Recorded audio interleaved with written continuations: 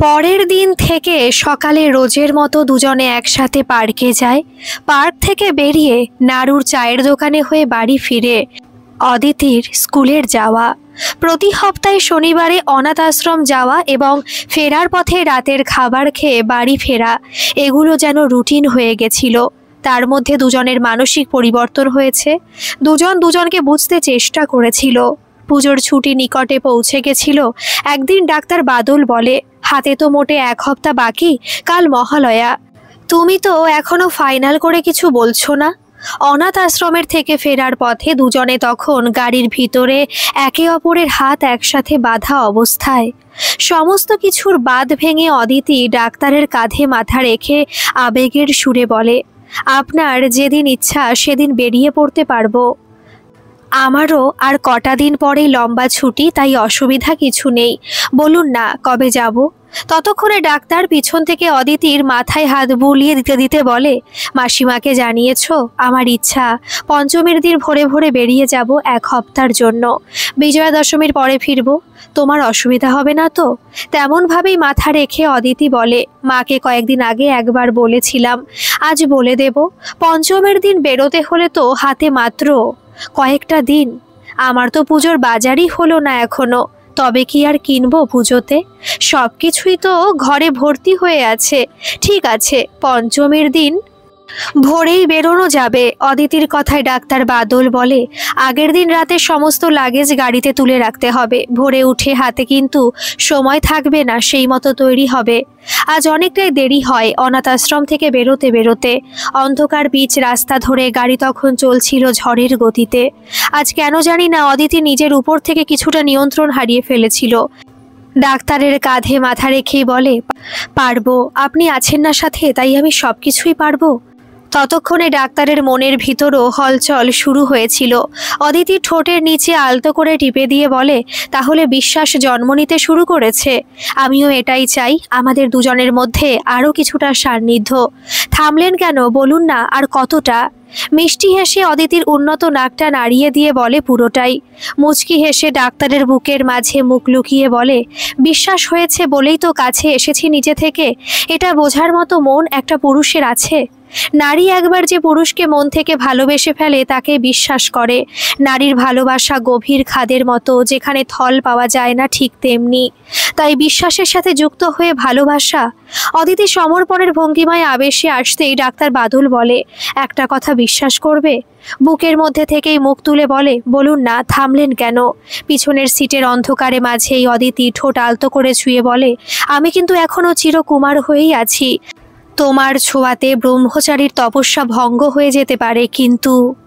ততক্ষণে অদিতি ডাক্তারের হাত সজোরে চেপে ধরে খিলখিল করে হেসে উঠে বলে, তাই? ইস, এটা তো ভেবে দেখিনি। তবে আমি ভাগ্যবতী বলতে হবে। একজন ব্রহ্মচারীর তপস্যা ভঙ্গ করতে যদি সক্ষম হই, নিজেকে ভাগ্যবতী মনে করব। ক্ষণিক তেমনভাবেই থেকে করুণ কণ্ঠে বলে ওঠে, আপনি ব্রহ্মচারী হলেও আমাকে কিন্তু তেমনটি নাও পেতে পারেন। কথাটা সম্পূর্ণ করার সাথে সাথে পরিবেশটা গম্ভীর হয়ে উঠতেই ডাক্তার বাদল কিছুটা জোরেই হেসে উঠে বলে, এমন ভাবনা অশিক্ষিত মানুষের মনের কুসংস্কার ছাড়া আর কিছু নয়। আমি এটা বিশ্বাস করি, যারা দুজন দুজনকে নিয়ে একসাথে সংসারের পথে এগিয়ে যাবে, তাদের মধ্যে বিশ্বাস ভালোবাসা যেমন থাকা উচিত, তেমনি পরস্পরের ভিতরে মনের মিল থাকাটাই আসল উদ্দেশ্য। তবেই একটি সুখী দাম্পত্য জীবনের মূল মন্ত্র হয়ে উঠবে। সব ক্ষেত্রে শরীর আসতেই পারে না, তবে ভালোবাসার জন্য উৎসর্গকৃত শরীরের প্রয়োজন পড়বেই। ডাক্তার বাদলের বুকের মাঝে ঘ্রাণ নিতে নিতে বলে, আমার জীবনের অনেক স্বপ্ন, যেগুলো এখনো অধরা রয়ে গেছে। যেমন যখন কলেজ পড়তাম, বিয়ের আগে আমাকে সবাই চিনতো এক চঞ্চল, হাসি খুশি, ছটফটে মেয়ের মতো। সবার সাথে মিলেমিশে হাসি মুখে আলাপ করার প্রবণতা ছিল।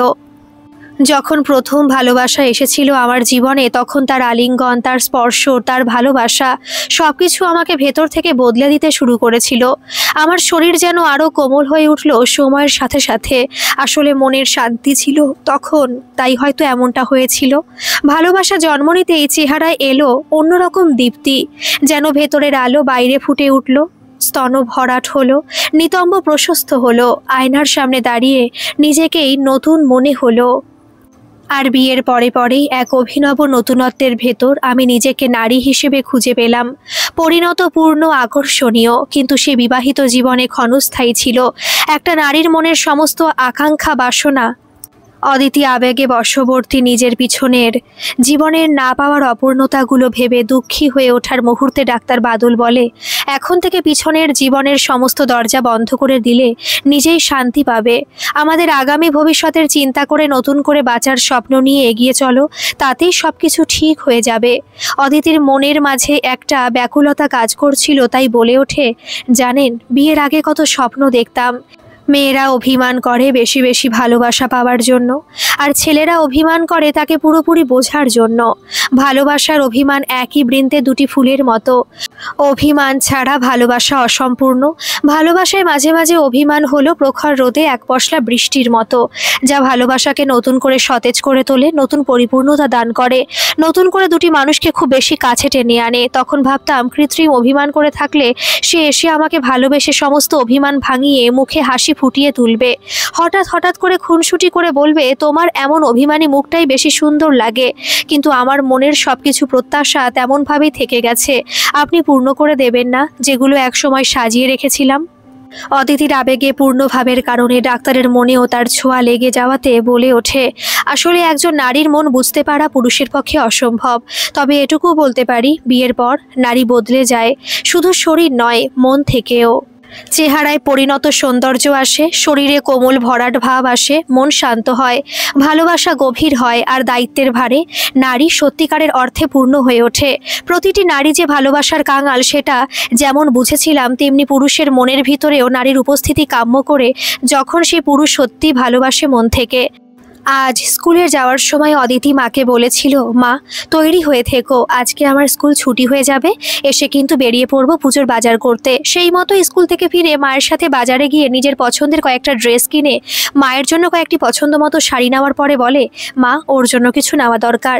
পুজোর সময় বলে কথা, কি নেওয়া যায় বলো তো? কিছুটা চিন্তা করে নিরূপা দেবী বলে, এমনি প্যান্ট শার্টের পিস কিনে দিলে সেগুলো বানাতে অনেক দেরি হয়ে যাবে, তার থেকে তুই একটা ভালো দেখে ট্রাক স্যুট, তার সাথে একটা টি শার্ট নিলেই হবে। ওখানে হালকা ঠান্ডা যদি থাকে তাহলে এটা কাজে দেবে। তাছাড়া প্রতিদিন সকালে ট্রাক স্যুট পরেই তো বেরোয়। মায়ের কথা সমর্থন করে অদিতি বলে, একদম ঠিকই বলেছ। আজ চতুর্থী, সকাল থেকে ব্যাগ সুটকেস গোছানোতে ব্যস্ত হয়ে পড়ে অদিতি। বারবার মাকে ডেকে বলে, কি কি নেব বলো না, বুঝতে পারছি না। মেয়ের কথায় মা হেসে বলে, যে কয়দিন থাকবি সেই হিসাব করে তোর ড্রেস নিয়ে নে, তাহলেই মিটে যাবে। নিজের জন্য 5 জোড়া ড্রেস নেওয়ার পর সুটকেস বন্ধ করে নিজেই বলে ওঠে, ধুর, ওখানে গিয়ে ওর মনের মতো হয়ে ওঠা ড্রেসগুলোই তো বুঝতে পারছি না। দুপুরের খাওয়া দাওয়ার পর মায়ের সাথে আবার বেরিয়েছিল সামনের বাজারে। সেখান থেকে ফিরে এসেই খেয়াল করে ডাক্তার এসে গেছে, তাই মাকে বলে, আমি গিয়ে দেখে আসি কি করছেন উনি। পায়ে পায়ে নিস্তব্ধে উপরের ঘরের সামনে এসে দরজা খোলার দেখে ভিতরে পা রাখতেই ডাক্তার বলে ওঠে, এখন আর লুকিয়ে লুকিয়ে আসতে হবে না, এখন নিজের ইচ্ছা মতো যখন খুশি চলে এসো। অদিতি ঘরের ভিতরে ঢুকে মিষ্টি হেসে বলে, আমি বুঝতে পেরেছি, যতই লুকিয়ে লুকিয়ে আসি না কেন, আপনার গোপন সিসিটিভি সব জানিয়ে দেবে আপনাকে। তা বলছি, কালকে তো বেরোনো হবে, কিছু গুছিয়ে দিতে হবে কি? আমি সেই জন্যই এসে গেছি আপনার সেবায়। কথাটা শেষ করে খিলখিল করে হেসে ডাক্তারের পাশে গিয়ে বসে। পাশে বসতেই এক হাতে অদিতিকে জড়িয়ে ধরে বলে, এখন থেকে তোমাকেই তো সবকিছু গুছিয়ে দিতে হবে। আমার অগোছালো সংসারটা তোমার হাতেই তো তুলে দিয়েছি, তবে কালকে বেরোনোর জন্য তেমন আর কি নেব, 2-1টা প্যান্ট শার্ট নিলেই হলো। আসলে আমার এত কিছু লাগে না। ডাক্তারের মুখের কথা কেড়ে নিয়ে অদিতি বলে, এতদিন কিছু লাগতো না, এবার থেকে লাগবে। আমি কিন্তু অনেকটাই গুছিয়ে নিয়েছি লাগেজ। আচ্ছা, ওখানে ঠান্ডা থাকবে নাকি? ডাক্তার মুচকি হেসে বলে, একটু আধটু লাগতে পারে, কিছুটা পশমের বস্ত্র সাথে রেখো, তাহলেই হয়ে যাবে। আচ্ছা, রাতের দিকে সমস্ত লাগেজ রাখতে হবে কিন্তু গাড়িতে, মনে আছে তো? খুব মনে আছে স্যার, আপনি সময় হলেই আমাকে ডাকবেন, সব কিছু নিয়ে গুছিয়ে রেখে আসবো। আপনি নিশ্চয়ই কিছু গোছাননি এখনো, চলুন দেখি কি কি নেবেন। এক প্রকার জোর করে ডাক্তারকে ধরে বিছানায় বসে বলে, এই যে আমি বসলাম, এবার কি কি নেবেন এখানে রাখুন দেখি, আমি সব গুছিয়ে দিচ্ছি। ভোর 3টের সময় কানের কাছে ফোনের অ্যালার্মটা বেজে উঠতেই বিছানা ছেড়ে উঠেই মাকে আওয়াজ দিয়ে চায়ের জল গ্যাসে চাপিয়ে টয়লেটে ঢোকে অদিতি। আজ হাতে সময় কম, বেশিক্ষণ টয়লেটে থাকা যাবে না ভেবে যতটা শীঘ্রই সম্ভব টয়লেটের সমস্ত কাজ মিটিয়ে বেরিয়ে আসতেই সামনে চায়ের কাপ পেয়ে বলে, মা হাতে কিন্তু কম সময়, তাই একটু তাড়াতাড়ি করো। আজ অদিতি নিজেকে জিন্সের সাথে একটা লাল রঙের টপ পরে নিজেকে ঘুরিয়ে ফিরিয়ে দেখে মনে মনে হেসে উঠে ভাবে, আজকের তার রূপের ঘায়েল না হয়ে ডাক্তার বাদল থাকতে পারবে না। আয়নার সামনে সাজের শেষ টাচ দিতে দিতে ডাক্তারের আওয়াজ, অদিতি তৈরি তো? তাহলে আর দেরি করো না। পারফিউমের স্প্রে করতে করতে বলে, হয়ে গেছে, জাস্ট বেরোচ্ছি।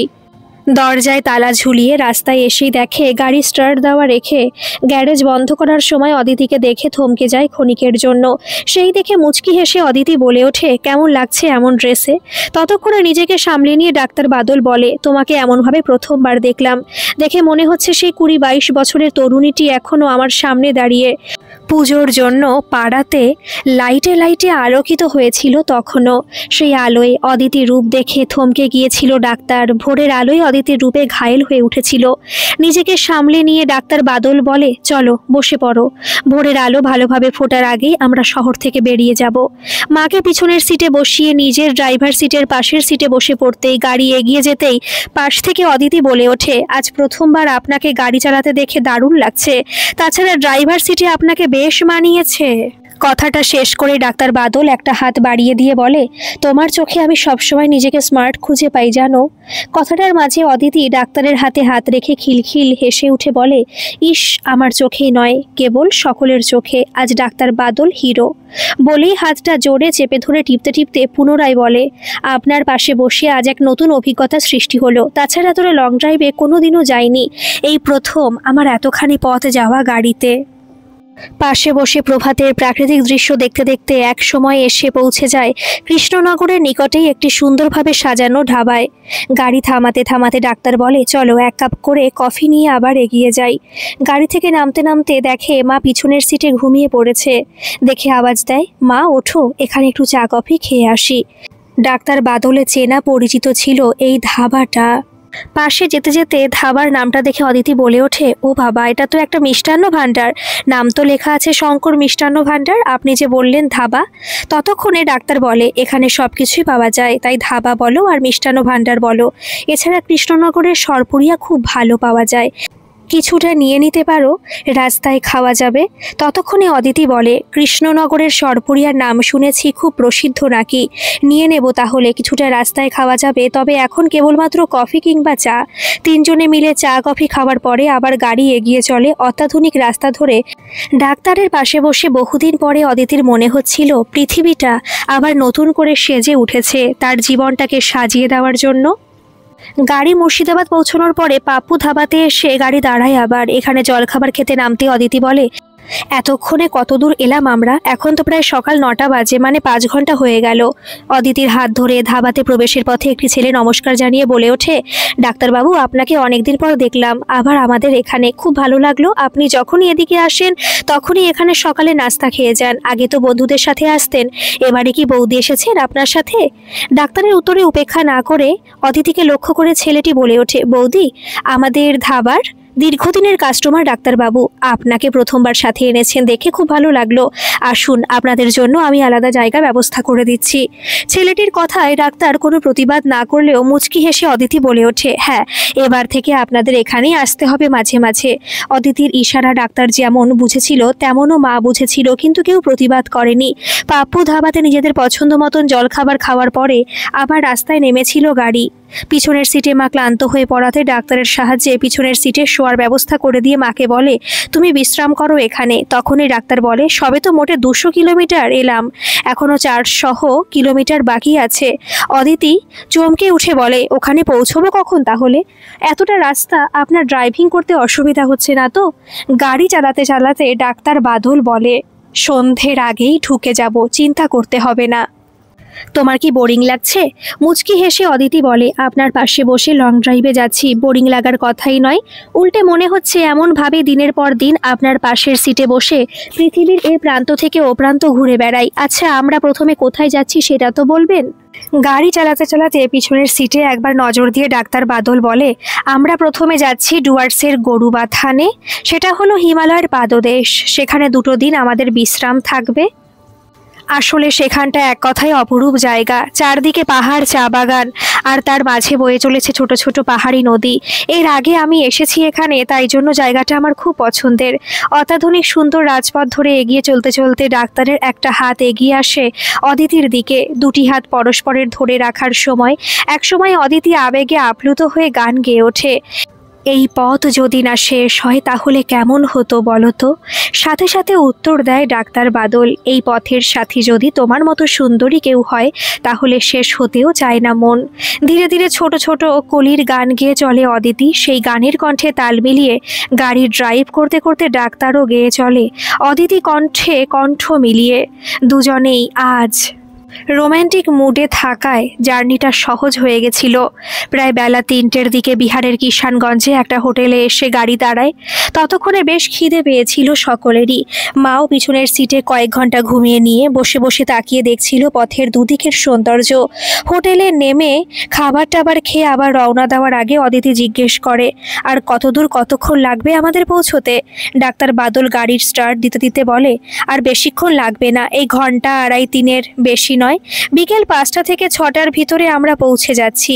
কিষানগঞ্জ থেকে গাড়ি বেরোনোর কিছুক্ষণ পরে ডাক্তার বাদল বলে, আমরা শিলিগুড়ি পাস করছি, তবে এই রাস্তা বাইপাস হয়ে গেছে। শহরের রাস্তায় এড়িয়ে এই রাস্তায় গেলে আমরা তাড়াতাড়ি পৌঁছবো মালবাজার হয়ে গরুবাথানে আমাদের হোমস্টেতে। ততক্ষণে অদিতি বলে ওঠে, আমি কিন্তু সত্যি রোমাঞ্চিত হচ্ছি। আপনি এতটা পথ গাড়ির ড্রাইভিং করে আসছেন, এটা আমার কাছে সত্যি একটা আশ্চর্যের বিষয়। এতেই বোঝা যায় আপনি গাড়ি কতটা ভালোবাসেন।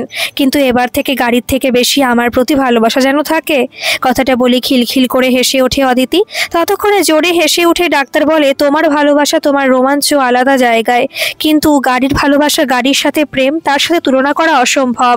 দুজনেই দুপথের পথিক, দুজনের আলাদা আলাদা আকর্ষণ। ঠিক বিকেল 5:30টার সময় গাড়ি এসে দাঁড়ায় গরুবাথানের একটি অপরূপ হোমস্টেতে। গাড়ি থেকে নামতেই চারদিকে দৃশ্য দেখে অদিতি মুগ্ধ হয়ে 2 হাত মেলে প্রজাপতির মতো কিছুটা ছুটে এসেই ডাক্তারের সামনে দাঁড়িয়ে বলে, অপরূপ সৌন্দর্য, এই জায়গাটার কোনো তুলনা হয় না অন্য কিছুর সাথে। এমন প্রাকৃতিক সৌন্দর্যে ভরপুর দৃশ্য দেখে মনটা খুশি হয়ে গেছে। সারাটা দিন পথের যে জার্নি ধকল ছিল সেটা নিমেষেই সমাপ্ত হয়ে গেল। পাহাড়ের পাদদেশে অবস্থিত ছিল হোমস্টেটি। পাশ দিয়ে বয়ে গিয়েছিল কলকল আওয়াজের সাথে একটি ছোট্ট পাহাড়ি নদী। সেই দৃশ্য দেখে ছোট বালিকার মতন হঠাৎ করে ডাক্তারের গলা জড়িয়ে ধরে বলে, আপনার সাথে এমন জায়গায় এসে আমার জীবনটা সার্থক হয়ে গেল। কি বলে ধন্যবাদ দেব ভাষা খুঁজে পাচ্ছি না। ততক্ষণে হোমস্টের ম্যানেজার বাইরে চলে এসেছে, ডাক্তার বাদলের পূর্ব পরিচিত। কিন্তু অদিতির এমন কাণ্ডে ম্যানেজার থমকে দাঁড়ায় কিছুটা দূরে। ক্ষণিকের ভিতরে অদিতি নিজেকে সংযত করতেই ম্যানেজার বলে, আসুন ডাক্তারবাবু, স্বাগতম আমাদের হোমস্টেতে। এর আগে আপনি এসেছেন বেশ কয়েকবার, এবার আপনি ওয়াইফের সাথে এসেছেন দেখে আরও বেশি ভালো লাগলো। আপনাদের 2টো রুম আমি একদম পিছনের দিকেই দিয়েছি, সেখান থেকে পাহাড়ের দৃশ্যটা খুব ভালো দেখা যায়। আপনারা রুমে চলুন, আমি জিনিসপত্র পাঠানোর ব্যবস্থা করছি। ম্যানেজারের কথায় কিছুটা অপ্রস্তুত হয়েছিল ডাক্তার বাদল, কিন্তু প্রতিবাদ করেনি। দেখে অদিতি মুচকি মুচকি হেসে কানের কাছে মুখ এনে মৃদু স্বরে বলে, ডাক্তার বাদল, আপনি ওয়াইফ নিয়ে এসেছেন, মনে আছে তো? কথাটা বলে খিলখিল করে হেসে ওঠাতে ডাক্তার কৃত্রিম চোখ রাঙিয়ে বলে, প্রতিবাদ করব কেন? যেটা সত্যি কালকে হবে সেটা আজই হলে ক্ষতি কি? পুরো 2 বছর পরে এই হোমস্টেতে এলাম, এরা কি করে জানবে? কিছুটা দূরে অদিতির মা দাঁড়িয়ে থেকে দুজনকে দেখে যাচ্ছিলেন। এতক্ষণে তিনি মুখ খুলে বললেন, এই সম্পর্কটাকে বেশি দূর টেনে নেওয়ার প্রয়োজন কিসের? যখন দুজনে দুজনকে মেনে নিয়েছ তখন আনুষ্ঠানিকভাবে মানাটাই কি সংস্কৃতি? যেখানে মন রাজি আছে সেখানে সবকিছুই প্রযোজ্য। তাই আমি মনে করি তোমরা দুজনেই যখন মন থেকে একে অপরকে মেনে নিয়েছো তখন দুজনের স্বামী স্ত্রীর মতো থাকলেও আমার কোনো আপত্তি হবে না। নিরূপা দেবীর কথায় দুজনেই থমকে গেছিল। ক্ষণিকের জন্য। তারপরে অদিতি বলে, মা একদম ঠিক বলেছে, আনুষ্ঠানিকভাবে বিয়ে হয়েছিল তো একবার, কিন্তু কে পেয়েছিলাম কেবল শূন্যতা। তাই যেখানে আমার মন বসেছে, আমার প্রিয়তমর মন যেখানে বসেছে, সেখানে বিবাহ নামক অনুষ্ঠান কোনো মাইনে রাখে না। ততক্ষণে ডাক্তার বাদল অদিতির হাত দুটো ধরে বলে, তুমি যখন সবকিছুই মেনে নিয়েছো তাহলে এটাই সই। ডাক্তার বাদলের কথার মাঝে আটকে দিয়ে হাত দুটো ধরে কিছুটা দূরে নিয়ে গিয়ে অদিতি বলে, তবে আমার একটা ইচ্ছা যেটা অপূর্ণ থেকে গেছে, সেটাকে আপনাকে মান্যতা দিতে হবে। আর সেটা হলো, ছোট করে হোক বিয়ের জন্য একটি অনুষ্ঠান যেন হয়। পিছনের বারের মতো লুকিয়ে চুরিয়ে মন্দিরে মালা বদল করে সিঁদুর দেওয়াটা প্রথমে আমি মেনে নিতে পারিনি। আমার মনের ইচ্ছা ছিল ছোট করে হোক, আমি বউ সাজবো খুব সুন্দর করে। কয়েকজন সাথে থাকুক আপত্তি নেই, কিন্তু একটা ছোট অনুষ্ঠান, কয়েকজনের উপস্থিতি, কিছুটা আনন্দ, কিছুটা হাসি ঠাট্টার মধ্যে দিয়ে একটি অনুষ্ঠান, এমনটাই তো প্রত্যেকটা মেয়ের মনেই স্বপ্ন থাকে। এমন দিনটির জন্য অপেক্ষা করে কুমারী কাল থেকে। বিয়ে নামক স্বীকৃতি কেবলমাত্র সমাজের সামনে দুটি নরনারীকে একত্রে বসবাস করার অনুমতি দেয়, এছাড়া আর কিছুই নয়। অদিতির কথায় কিছুটা ভাবুক হয়ে ডাক্তার বাদল বলে ওঠে, তোমার মনের প্রতিটি ইচ্ছা আমি সম্পূর্ণ করব। এখান থেকে ফিরে ছোট করেই হোক আমাদের বিয়ের একটি গেট টুগেদার অবশ্যই করব, সবাই জানুক ডাক্তার বাদল বিয়ে করছে, সংসার করবে বলে। দুজনের কথার মাঝে হোমস্টে থেকে ট্রেতে করে চা নিয়ে এসে সামনের একটি টেবিলে রেখে ওয়েটার বলে ওঠে, ডাক্তারবাবু আপনাদের জন্য চায়ের ব্যবস্থা করা হয়েছে, ঠান্ডা হয়ে যাবে। বাইরেটা কিন্তু একটু পরে বেশ ঠান্ডা হয়ে উঠবে। হোমস্টের বাইরে দাঁড়িয়ে চা খেতে খেতে অদিতি কৃত্রিম ইয়ার্কির ছলে বলে, তাহলে কি আমরা দুজনে একটি রুমে একসাথে? অদিতি কৃত্রিম কটাক্ষ বুঝে ডাক্তার বলে, সেটা তোমার সম্পূর্ণ ইচ্ছা, আমার কোনো বাধ্যবাধকতা নেই। আমার তো ভালোই লাগবে এমন একটি সুন্দর হোমস্টে, মাঝখানে তোমার মতো সুন্দরী তরুণীর সাথে। কথাটা অর্ধেক বলেই শেষ হওয়া চায়ের কাপটা রেখে বলে, আগে তো রুমে চলো, তারপরে এ নিয়ে চিন্তাভাবনা করা যেতে পারে। বলে তিনজনে রুমের কাছে এসে অদিতির চোখ দুটো জুড়িয়ে যায় প্রাকৃতিক সৌন্দর্য দেখে। রুমের বাইরেই কয়েকটি চেয়ার পাতা ছিল বারান্দায়, সেখানে দাঁড়িয়ে নিচে তাকাতেই চমকে উঠে বলে, দেখুন নিচে কত বড় খাদ, সম্পূর্ণ নিচেটা দেখা যায় না। খাদের শেষে বিরাট পাহাড় মাথা উঁচু করে দাঁড়িয়েছে। বারান্দায় দাঁড়িয়ে নিচের দিকে তাকালে তো ভয় করছে রীতিমতো, কিন্তু এত অপূর্ব যে চোখ জুড়িয়ে যায়, মনে হয় যেন অনন্তকাল ধরে এই সৌন্দর্য দেখে যায়। রুম দুটি পাশাপাশি ছিল, সেখানে দুটি রুম ছাড়া আর কোনো রুম ছিল না। দুটি রুম নিয়ে হোমস্টে দোতলাটা সম্পূর্ণ করা হয়েছিল। সেটা দেখে অদিতি বলে ওঠে, আপনার পছন্দকে অবশ্যই ধন্যবাদ জানাতে হয়। এত সুন্দর হোমস্টে, তার সাথে এমন দুটি রুম যেখান থেকে প্রাকৃতিক দৃশ্য মন ভুলিয়ে দেয়। নিজের সম্পূর্ণ অস্তিত্ব যেন এই সৌন্দর্যের কাছে তুচ্ছ হয়ে দাঁড়ায়। ততক্ষণে একটি রুমে ডাক্তার বাদল ঢুকে গিয়ে দেখে তার সুটকেস এবং অদিতির লাগেজ রাখা আছে দেখে আওয়াজ দেয়, অদিতি আগে সারাদিনের জার্নির ধকল মেটানোর জন্য স্নান করে নাও, ভালো লাগবে শরীরটা, তারপরে যা কিছু, তবে এখনকার মতো তোমার লাগেজ মায়ের সাথে রেখো। বারান্দায় তখনও অদিতির সাথে মা বসেছিলেন। ডাক্তার বাদলের কথায় দুজনেই উঠে এসে মুচকি হেসে অদিতি বলে, কেন ডাক্তারবাবু ভয় করছে নাকি? অবশ্য আমি মার কাছেই থাকছি এখনকার মতো, পরের ঘটনা পরেই দেখা যাবে। হ্যাঁ সত্যি এবার স্নানের প্রয়োজন, গরম জলের সাথে কিছুটা ফ্রেশ না হলে এত ঘন্টার জার্নি ধকল কাটবে না। বলে নিজের লাগেজ নিয়ে পাশের রুমে যেতে যেতে চোখে চোখ রেখে ইশারায় জানিয়ে দেয় অনেক কিছু। নিজেদের রুমে দরজা বন্ধ করে মায়ের গলা জড়িয়ে ধরে অত্যধিক আনন্দের সাথে বলে, তুমি স্বীকৃতি দিচ্ছ তাহলে? মেয়ের মাথায় আদর করতে করতে মা বলে ওঠেন, আমার সম্পূর্ণ সহমত আছে তোর সাথে, তুই খুশি থাকলে আমিও খুশি। দীর্ঘ এতগুলো বছর তোকে লুকিয়ে লুকিয়ে কাঁদতে দেখেছি, তোর বুকের ভিতর চাপা থাকা পাথরটা স্থায়ীভাবে পড়ে থাকতে দেখেছি। তোর যৌবনের দিনগুলো কেমন করে কেটেছে আমার থেকে কেউ বেশি বুঝতে পারবে না। যেখানে মন রাজি সেখানে সামাজিক স্বীকৃতির কোনো প্রয়োজন আছে বলে আমি মনে করি না। তবে সমাজে বসবাস করতে হলে সামাজিক স্বীকৃতিরও প্রয়োজন হয়। তাই এখান থেকে ফেরার পরে দাম্পত্য জীবনের সমস্ত বিষয়গুলো সমাজের চোখে যেন না লাগে তেমন করে সবকিছু করে নিবি। ডাক্তারবাবু নিজেই যখন সবকিছু মেনে নিয়েছে তখন আর এই দূরত্বটুকু রাখার প্রয়োজন কিসের জন্য? মায়ের কথার মাঝে অদিতি জড়িয়ে ধরে আবেগের সুরে বলে, হ্যাঁ মা, দীর্ঘ এতগুলো বছর নিজের সমস্ত ইচ্ছাগুলোকে বিরাট বড় পাথরের তলায় চাপা দিয়ে রেখেছিলাম। এখন আর সেই সমস্ত বাধা কাটিয়ে উঠতে যখন পেরেছি, বাকি দূরত্বটুকু রাখার কোনো মানে হয় না। তবে আমরা দুজনই একসাথে এসে তোমার পা ছুঁয়ে আজ্ঞা নেওয়ার পরে যা কিছু। মা, তুমি আমার কাছে ঈশ্বরের মতো, তোমার থেকে আশীর্বাদ পেলেই আমি মনে করব ঈশ্বরের থেকে আশীর্বাদ পেয়েছি। মেয়ের কপালে চুমু খেয়ে মা বলে ওঠেন, আমার আশীর্বাদ তোর উপরে আগেও ছিল, ভবিষ্যতেও থাকবে, তেমনি এখনও আছে। তাই যখন নিজের ইচ্ছাতে সবকিছু মেনে নিয়েছিস তাহলে আর দূরত্ব বাড়ানোর প্রয়োজন নেই। তবে কি বলতো, যতই হোক আমরা যেমন সমাজের সাথে থাকি, সমাজের নিয়ম মেনে চলতে হয়, তেমনি ঈশ্বরের আশীষ ছাড়া কোনো শুভ কাজ করতে মন সায় দেয় না। তাই আমার মনের ইচ্ছা আগামীকাল মহাষষ্ঠী, মায়ের বোধনের দিন। এখানে আসার সময় নিকটেই দেখেছি একটি দুর্গাপুজোর আয়োজন করছে সকলে মিলে। ছোট হলেও গ্রামের পুজো। কাল সকালে তোরা দুজনে মায়ের কাছে আশীর্বাদ নিয়ে দাম্পত্য জীবন শুরু কর। আমার আশীর্বাদ তো তোদের সাথে আছেই, তার সাথে কাল যেহেতু মায়ের বোধনের দিন, তাই আমার এই অনুরোধ রাখতে চেষ্টা করিস। তেমনভাবেই মায়ের সাথে থেকে অদিতি বলে, তাহলে কাল মহাষষ্ঠীর দিন মায়ের বোধনের শুভ লগ্নে দুজনে একত্রে আশীর্বাদ নেওয়ার পরেই নতুন জীবনের পথে এগোনো যাবে। তোমার ইচ্ছাতেই কাজ হবে মা। তোমার মনে কোনো প্রকার দ্বিধা থাকলে সেটা মেনেই চলাতে আমাদের দুজনের খুশি। মেয়ের ঠোঁটে আদরের স্পর্শ দিয়ে বলে, সব যখন বুঝে গেছিস, যা এবার টয়লেটে। গিজারে জল গরম হয়ে গেল, তুই বেরোলে আমিও একবার যাব টয়লেটে। বেশ কিছুক্ষণ পরে মা মেয়ে ফ্রেশ হয়ে বারান্দায় এসে দেখে ডাক্তার বাদল সেখানে বসে আছে। বাইরে তখন হালকা জ্যোৎস্নার আলোতে মায়াবী রূপ নিয়েছে। বাইরের প্রকৃতির মাঝে সামনের পাহাড়ের চূড়ায় কয়েকটি আলোর দৃশ্য দেখে অদিতি বলে ওঠে, ওই অত উঁচুতে কি মানুষের বসবাস আছে নাকি? কথা বলতে বলতে ডাক্তারের পাশের চেয়ারে বসে পাহাড়ের চূড়ার দিকে আলো দেখিয়ে জিজ্ঞেস করাতে ডাক্তার বলে, আছে তো। আসলে আমরা পাহাড়ের পাদদেশে আছি। পাহাড়ের সাথে সাথে আঁকাবাঁকা পথ উপরের দিকে উঠে গেছে, আর যেখানে রাস্তা গেছে তার আশেপাশে মানুষের জনপদ গড়ে উঠেছে। তাই এতটা নিচে থেকে তুমি দেখছো বলে আশ্চর্য হচ্ছ। বারান্দায় বেশ ঠান্ডা থাকাতে অদিতি গায়ে একটা চাদর জড়িয়ে এসেছিল। চাদরের ভেতরে হাত দুটো রেখে বলে, বেশ ভালোই ঠান্ডা লাগাতে শুরু করেছে তো। আপনাকে মনে হয় ঠান্ডা লাগছে না, তাই একটা টি শার্টই। মুচকি হেসে ডাক্তার বলে, ঠান্ডা যে লাগছে না সেটা বলবো না, তবে বেশ আরামদায়ক ঠান্ডা, এই মুহূর্তে ঠিক যেন উপভোগ করার মতো। কিছুটা দূরে মা চেয়ার থেকে উঠে বলে, আমার বেশ ঠান্ডা লাগছে, তোমরা বসো, আমি যাই একটু বিছানায় টান টান হয়ে নিই। অদিতি বুঝতে পেরেছিল তাদেরকে সুযোগ করে মা রুমের ভিতরে চলে গেল। মা রুমে চলে যেতে অদিতি কিছুটা সাহসী হয়ে উঠে বলে, বেশি ঠান্ডা লাগলে আমার চাদরের ভেতরে আসতে পারেন, অসুবিধা নেই। বলেই চোখে চোখে কটাক্ষ করে তাকিয়ে থাকার সময় ডাক্তারও হেসে উঠে বলে, এত তাড়াতাড়ি কিসের, আসবো তো ঠিক সময় হলেই। ততক্ষণে অদিতি বলে, এখনই তো সময়, আবার কোন সময়ের অপেক্ষায় রইলেন শুনি। চারদিকে তাকিয়ে ডাক্তার বাদল কিছুটা পাশে এসে বলে, আজ মনে হচ্ছে খুব সাহসী হয়ে উঠেছ, ব্রহ্মচারী ব্রহ্মচর্য ভাঙার প্রতীক্ষা করছো মনে হচ্ছে। কথাটা বলে অদিতির গাল ছুঁয়ে আদর করার ভঙ্গিমায় পুনরায় বলে ওঠে, ভেবে দেখো, দীর্ঘ অনেকগুলো বছর কিন্তু মনের সাথে শরীরটাও উপবাসে আছে।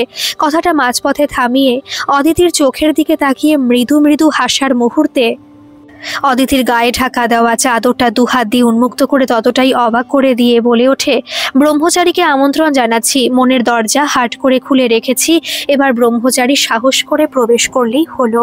অদিতি সেই মুহূর্তে একটি নাইটি পরে উপর থেকে গায়ে চাদর জড়িয়েছিল। বুকের সামনে থেকে চাদর সরাতেই বারান্দার আলো আধারিতে ও সেদিকে নজর পড়তেই থমকে যায় ডাক্তারের সমস্ত স্নায়ু। অদিতির বুকের মাঝে উন্নত স্তন্যযুগলের দৃশ্য দেখে ক্ষণিকের জন্য স্ট্যাচু হলেও নিজেকে সংবরণ করে বলে ওঠে, এমনভাবে এর আগে কোনো নারী খোলা আহ্বান জানায়নি। আর যেভাবে তুমি আহ্বান দিচ্ছ তাতে নিজেকে কতটা সামলে রাখতে পারবো সেটাই বুঝতে পারছি না।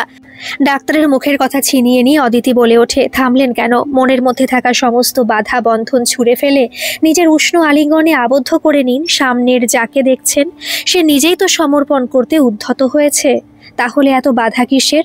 আমিও দেখতে চাই ব্রহ্মচারীর এতদিনের উপবাস মনের সাথে শরীরের ব্যাকুলতা কতটা। আমিও ভেসে যেতে চাই ব্রহ্মচারীর বাহু বন্ধনে। সাহস পেয়েছেন তো এবার? রাত যতই গভীর হচ্ছিল, পরিবেশ ততই শীতল হয়ে উঠছিল। সেই মায়াবী মুহূর্তে একজন নারীর খোলা আহ্বানে সাড়া দিতে ইচ্ছা হলেও সংযত হয়ে বলে, অবশ্যই তোমার আহ্বানে সাড়া দিতেই হবে, না হলে যে আমার জীবনটাই শূন্যতায় ডুবে যাবে। তবে তোমার মায়ের থেকে অনুমতি নেওয়া আবশ্যক। তাছাড়া মেয়েদের মনের একটা কোণে আকাঙ্ক্ষা থাকে, আর সেটা হলো সামাজিকভাবে স্বীকৃতি, অর্থাৎ বিবাহের পরেই দুটি নরনারীর শারীরিক সম্পর্ক স্থাপন করতে পারে। তোমার মনেও কি সেরকম প্রত্যাশা নেই? ডাক্তারের কথায় মৃদু হেসে অদিতি বলে ওঠে, যেখানে মনের মিলের সাথে আত্মার মিল থাকে সেখানে সামাজিক দায়বদ্ধতা থেকে বেরিয়ে আসার সাহস থাকা দরকার। বিয়ে তো একবার হয়েছিল, কই সেটাকে ধরে রাখতে পারলাম না তো। আপনার উপরে আমার সম্পূর্ণ বিশ্বাস এবং ভরসা আছে, আর আপনি আমাকে কোনোদিনও ধোঁকা দেবেন না। এখান থেকে যাওয়ার পরে আনুষ্ঠানিকভাবে স্ত্রী মর্যাদা দিয়ে খুব ছোট করে হলেও একটি অনুষ্ঠান রাখবেন আপনি, এটুকু বুঝতে পারছি। আচ্ছা একটা কথা বলুন তো, যেখানে মনের সাথে মনের মিল সেখানে সামাজিক দায়বদ্ধতা থাকে কি? আমি তো নিজেই আহ্বান জানাচ্ছি শারীরিক মিলনের জন্য। এটা কেবল শারীরিক মিলন নয়, এটা দুটো আত্মার মিলন। একজন নারী যখন নিজের সব লজ্জা ভয় আর দ্বিধা সরিয়ে কোনো ঈপ্সিত পুরুষের কাছে আসে, তখন সেটা নিছক প্রেম নয়, সেটা হয় ভরসা, নির্ভরতা আর আকাঙ্ক্ষার এক গভীর ঘোষণা। সেই মুহূর্তে সে আর অর্ধেক থাকে না, সে হয়ে ওঠে পূর্ণ। কেবল তখনই যখন সে আপনাকে বিশ্বাস করে নিজের শরীর আর আত্মা সমর্পণ করে। আরেকটা কথা, মায়ের থেকে আমি অনুমতি নিয়েছি। এখন আমরা দুজনে একসাথে অনুমতি নেওয়াটা বাকি থাকছে। তবে মায়ের ইচ্ছা, কাল সকালে মহাষষ্ঠীর বোধন পাশেই একটি দুর্গা মণ্ডপ মা দেখেছে। আমাকে বলেছে সেখানে গিয়ে মায়ের কাছে শপথ নিয়ে তোরা জীবন শুরু করতে পারিস। আপনার কি মত? ক্ষণিকের জন্য হলেও নির্বাক হয়ে ওঠে ডাক্তার, তারপরেই বলে ওঠে, মা একদম ঠিক বলেছেন। মায়ের কথা মতো কাল সকালে দুজনে গিয়ে মা দুর্গার বোধনের দিন শপথ নিয়ে আসবো, তাহলেই তো মনের শান্তি। ততক্ষণে ডাক্তারের একটা হাত নিজের হাতের মুঠোয় নিয়ে অদিতি বলে, তাতেই মনের শান্তি আসবে। তবে আমাদের দুজনের মিলন যেন আজ রাতেই হয়, তার জন্য আমি নিজেকে আমার প্রিয় পুরুষের নিকটে সমর্পিত হওয়ার আকাঙ্ক্ষার থেকেই এমন করে ভাবছি। এর আগে সম্পূর্ণ সমাজটাকে দেখেছি, যেখানে দুর্বল সেখানেই তাদের উৎপাতের বাড়বাড়ন্ত, আর যেখানে বলশালী শক্তিধর তাদের নিকটে মুখ নিচু করে থাকতে হয়, কারণ সমাজের ব্যবস্থাটাই সেটাই। তাই আজ নিজের প্রিয় মানুষটিকে কাছে পাওয়ার জন্য সমাজকে আমাদের দুজনের মাঝখানে রাখতে চাই না। এক নিঃশ্বাসে কথাগুলো বলে যাওয়ার পরে মৃদু হেসে ডাক্তারের চোখে চোখ রেখে পুনরায় বলে, বুঝতে পারলেন এবার আমি কেন আজ এত সাহসী হয়ে উঠেছি? বিগত কয়েক বছরে যেখানে গেছি মানুষের চোখে দেখেছি নারীর শরীরের প্রতি লোলুপের দৃষ্টি, যেন চোখ দিয়ে গিলে খেতে পারলেই তার ইচ্ছা পূর্ণ হয়, কিন্তু দায়িত্ব নিতে কেউ এগিয়ে আসে না। একটা নারীর মাথার উপর যখন কোনো পুরুষের ছায়া না থাকে, তখন তাদেরকে সকলেই ভোগ্যপণ্য মনে করে। এটাই তো আজকের সমাজের ব্যবস্থা। সমাজের ব্যবস্থায় একজন পুরুষ অসংখ্য নারীকে ভোগ করতে পারে, তখন তাদের কিছু বলা যায় না। কিন্তু একজন নারী, সে যদি একা থাকে, সে যদি বাঁচার জন্য সংঘর্ষ করে যায়, তাহলে তার পেছনে সমাজ হাত ধুয়ে পড়ে যাবে। কেন? তাই আজ আমি সাহসী হয়ে উঠেছি। আমার প্রিয় মানুষটিকে পাশে পাওয়ার জন্য সমাজের তোয়াক্কা করা আর আমার পক্ষে সম্ভব নয়। আমি এটাও বুঝতে পেরেছি যে মানুষটিকে আমি আহ্বান জানিয়েছি, সেই মানুষটি আমাকে কোনোদিনও একা ছেড়ে যাবে না। আমার প্রতিটি সুখ দুঃখের সে আমার পাশে থাকবে। তাই সামাজিক দায়বদ্ধতা আর শারীরিক মিলন দুটো এক জায়গায় কখনোই হতে পারে না। অবাক হয়ে তাকিয়ে থাকে ডাক্তার বাদল। কিছুক্ষণ পরে সামলে নিয়ে বলে, তোমার প্রতিটি ইচ্ছা আমি শুনেছি। তোমার মুখ থেকে তোমার সাহসী হয়ে ওঠার পদক্ষেপকে আমি শ্রদ্ধার সাথে সম্মান করি। জীবনের শেষ দিনটা পর্যন্ত তোমার পাশে থাকবো, এই প্রতিশ্রুতি দিলাম। একজন স্বামী হিসাবে নয়, কিংবা একজন পুরুষ হিসাবে নারীর শরীর ভোগ করার জন্য নয়। তোমার পাশে থাকবো বন্ধুর মতো, তোমার পাশে থাকবো একজন প্রেমিকের মতো, তোমার পাশে থেকে তোমার প্রতিটি ইচ্ছাকে সম্মান জানানোর জন্য। তোমার পাশে থাকবো তোমার মনে লুকিয়ে থাকা অব্যক্ত বেদনার সাক্ষী হয়ে। তাই তোমার প্রতিটি ইচ্ছাকে সম্মান জানানোই হলো আমার প্রথম দায়িত্ব। দুজনের কথোপকথনের মাঝে হোমস্টের ম্যানেজার এসে আওয়াজ দেয়, ডাক্তার সাহেব আপনারা এবার রাতের খাবারের জন্য চলে আসুন, রাত 10টা বাজতে চলেছে। ততক্ষণে ডাক্তার বলে, হ্যাঁ আসছি, এখানকার নিয়ম মেনেই চলতে হবে। বলে অদিতিকে বলে, মাকে ডাকো, আর দেরি করা ঠিক হবে না। পাহাড়ের নিয়ম অনুসারে রাত 9টা থেকে 10টার রাতের খাবার শেষ করতে হয়। হোমস্টের ডাইনিং রুমে গিয়ে তিনজনেই রাতের খাবার শেষ করে ফিরতেই অদিতি চোখের তির্যক ইশারায় বুঝিয়ে দেয়, কিছুক্ষণ অপেক্ষা করতে হবে, আজ রাতেই আমাদের দুজনের ফুলশয্যা হতে চলেছে।